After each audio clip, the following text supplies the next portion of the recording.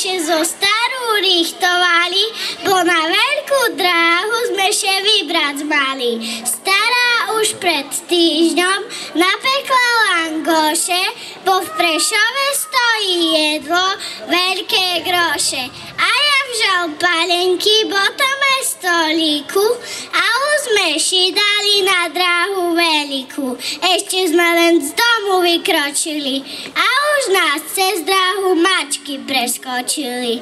To nedobre robí, tak hutoru ľudze, to za celú dráhu s nami pláno budze.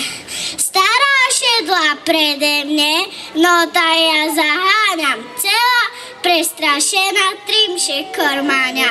Tá pomaly mížu, bo barzemnú rúca, všakže mi otáhňu od predúškoch pľúca.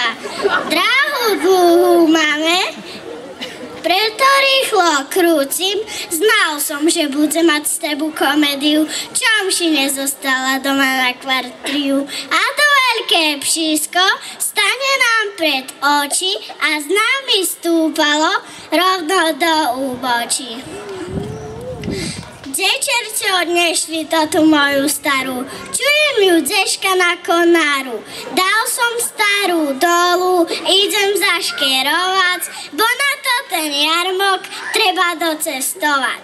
Prešove som ušol rovno v druhú stranu a som tam ochabil tú moju starú. Teraz som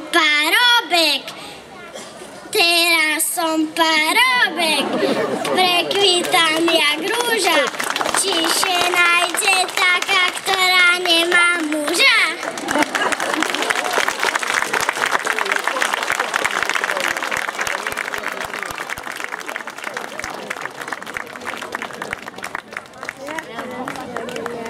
Tak toto si zaslúži ešte jeden potlesk. Ďakujeme triede Žabiek a pani učiteľkám Márii Krokovej a Dáne Marušákovej.